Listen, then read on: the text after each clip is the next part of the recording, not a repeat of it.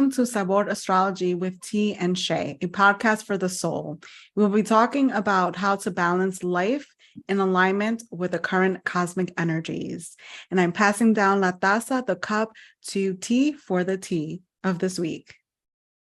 Thanks, Shayla, and welcome everybody to Sabor Astrology.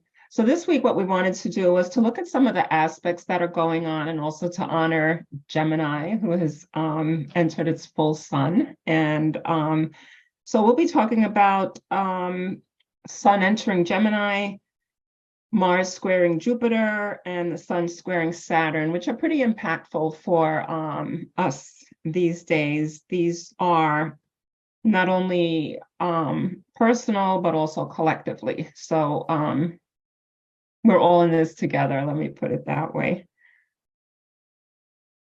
Absolutely. And we're going to hone down and talk about it so we can find a way to realign, right? And to find that balance with the cosmic energies. So what I'm going to do now is I'm going to share this screen and I'm going to show you what it looks like with Sun trining Pluto. So you have the Sun here who is this happened on the 21st. I thought it was important to share that because it's so eventful. And so you have the Sun here in Gemini, and you have Pluto here in Aquarius. And I guess it's important to say that trines are interesting and that trines make it seem like life is a little bit easier, but you can miss the boat if you don't work at the particular thing that's happening. Do you have anything you want to add to that, Shayla, about trines? Yeah, trines are like pockets of opportunities that are there available to us. And they're almost like things that we don't notice, or gifts that we don't notice are there to help us expand, to help us grow, but for things also to go very fluid and easy and flowing. And they're like there for us to, in the midst of chaos, in the midst of things that are happening around us, we can lean on. It's like a support. It's like a comfort blanket, a pillow, in that way. With trines. So anytime there's a trine, there's this beautiful light going from one planet to another. Right, and you mentioned light, and that's really important because the sun, what else could represent the light any, more than that? So we have the sun, it's in Gemini, which is about communication.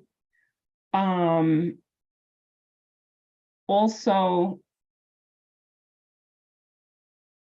the sun is about yourself. It's about your identity, your will, what you want to have. So it's trining Pluto, which is helping us with transformation, which is helping us with letting things go, with releasing. And, in Aquarius, it might be in a very ingenious way. It might be in a way that we had not expected. But it's something to take in account. Yeah, and it's also a sense of giving us power. There's a sense of power here that comes with ease, standing more in who we are, because the sun is about the ego, is about the one, it's about the individual. So it's trining a planet, outer planet, that is so powerful. And Pluto can also be very dense. So it's allowing us to shine, to really be who we are and coming to terms with that, especially with Gemini, even our thoughts. Gemini being an air sign, it's carrying our thoughts. What are our thoughts about ourselves that we can bring in the power through our actions, or maybe to the self in this? Because sun being a luminary, being trined by outer planet, this is powerful time for us. Maybe there's a powerful position that we're holding, or one that we're coming into, because we have 0 degrees of the sun is in 0 degrees of Gemini, with Pluto being 0 degrees of Aquarius. So it's right at the most potent point, because at 0 and 0 degrees, it's about that point of okay, we are able to go into this position. We are in it already. So it helps us to really transform, as well as T had mentioned, and release and let go. But most importantly, we might even come across people, even come into contact with people who are powerful and have powerful influence in our life, being that this trine is happening here. So it carries a lot of power, and it's beautiful power too. And the thing I think about is that, we think about others with greed. We think about others with desires, right? Because others are the ones, but, we also experience that too. So in terms of transformation, when we're ready to let go, it's difficult. It can be very difficult, right? For some people, it's like, holding on to something and leaving, like claw marks in it because you don't want to let it go. But in order to experience the new, there's always something that is released so that this newness can come to us and take that that position, take that place. And again, the universes have things in store for us, and sometimes we're not exactly sure of what we want, but we know that it's time for us to move forward. So it's really about having courage. It's about taking risks and communicating that, and it could happen very quickly in Gemini because it's ruled by Mercury, right? And as Shayla just said, it's an air sign. And I always think about the commercial with the FTD florist. I mean, maybe it's very old, but that's what comes to mind. It's like Hermes, going really, really quickly in that manifestation of Hermes. What is wise? What is quick? And it's about taking chances. Yeah. And it's like the merchant in all of us. What are we trying to sell? What are we trying to unpack, and things that we want to put out there for ourselves? So it's important to consider that. What is our pitch? That's a good way to think about it. Yeah. Great. Okay, so I am going to, we may come back to this later, but the next thing, which is actually today occurring, is Mars squaring Jupiter. And it's interesting because I've had a few people say to me, is Mercury in retrograde again? Because the energy just seems like that. It's like, what's going on? We've had problems with our internet, also with all of our plugs and doodads and electronics here, right? Oh, absolutely. So, although, you would think about that with Mercury, right? You would think about that in Gemini, and absolutely, this is Gemini season. So talking a little bit about squares first. Squares are challenges. Squares are not so easy to happen. Squares are where you need to put the work in. It's not like a trine that kind of just like gives us its blessing.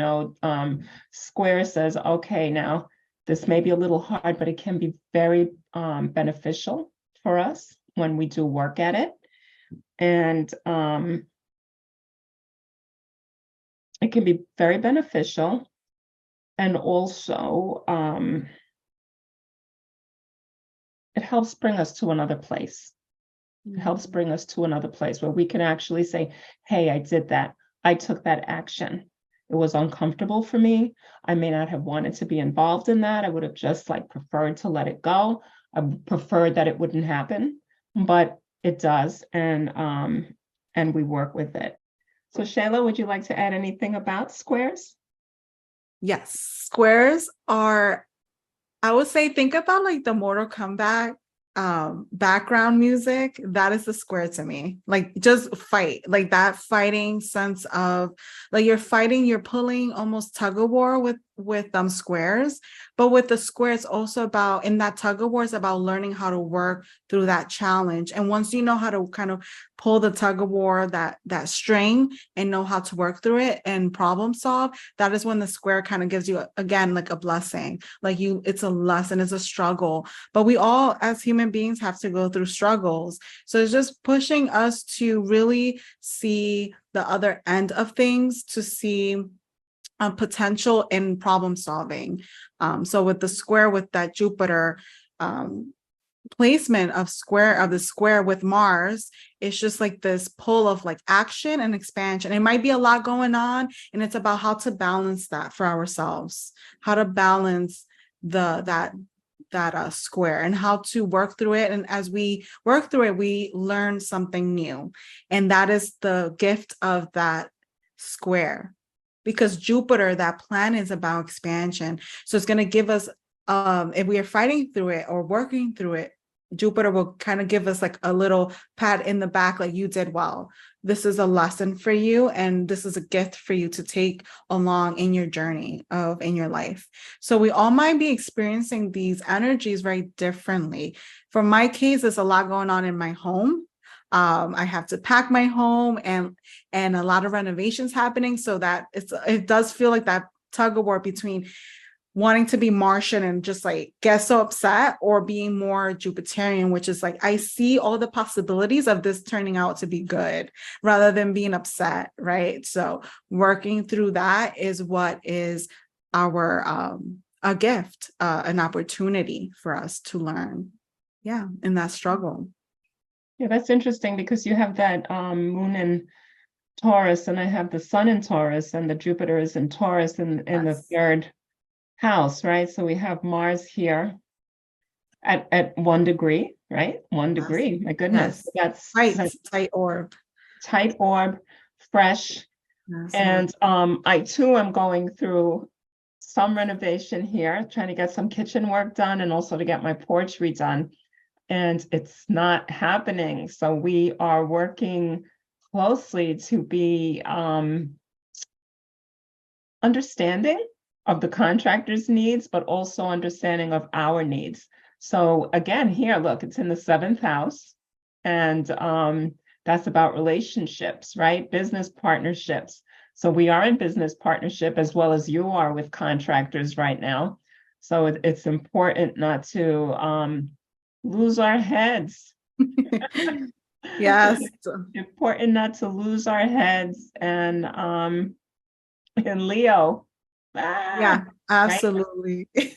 And it's really like, it's about, Leo works from the heart, right? So it's not like, I want this, I want that, and it's more like intellectually, like, like kind of like let the intellect kick in here and say, okay, I need to work on this in a more deliberate, methodical way.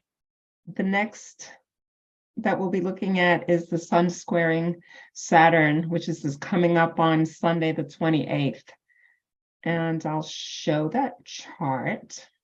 Okay, so with this here, we have the sun right here in the 12th house, which is squaring Saturn in the 10th house. And again, the sun, it's about self, it's about will, it's about self-will. It's about your id. It's about what I want and how I want it to be done. And we need to work in the world, right? And Saturn says, well, wait a minute now. Let's just like hold your horses here. How are we going to do this in a practical manner? How are we going to get you to focus? How are we going to get you to really deepen your commitment? What is your level of tenacity here, and whatever the thing is that you're doing.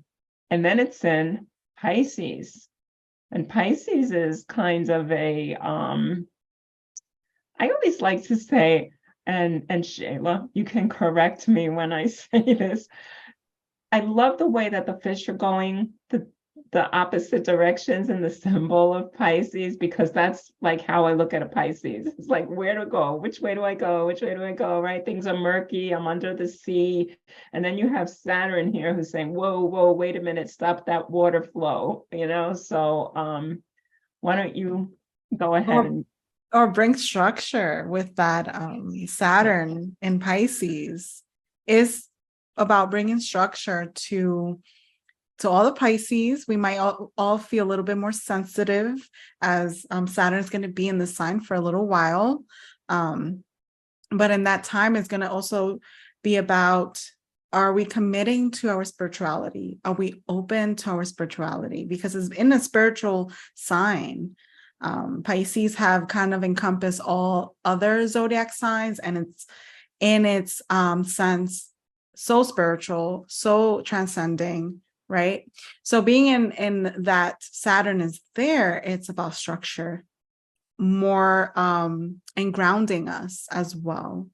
And I'm getting also with this placement a big focus being that is the square is about how can we ground who we are in our spiritual, in our even our mental health, in our ways of experiencing and feeling, because that sun is right on the ascendant, meaning the rising. It's right on Gemini. It's in this very powerful point in the chart, and it's in the 12th house, which is all about the subconscious mind. So it's very dreamy. At the same time, it's a little bit also about structure here and finding a voice in spirituality, finding connection with spirituality as well. And it's also us fighting logic over feelings, right? Emotion, logic over reasoning, logic over emotion, excuse me. And it's that pull, that tug that we're experiencing. And with the sun being in 12th house is a little bit hidden. We might feel more reserved during this time, during this square. We might want to experience this more closely, more in the body, or work with it through dreams, or even physically hold it more, like be more conservative about it. I feel especially with Saturn being there, and then the sun being in 12th house. So it's this closeness to the self that we might experience with this placement and with the square. Yeah, absolutely. And because it is in the 12th house, which is the hidden place, right? That's our personal place. That's, where we take a little mini spa vacation on our own, where we go to recharge, to revitalize, that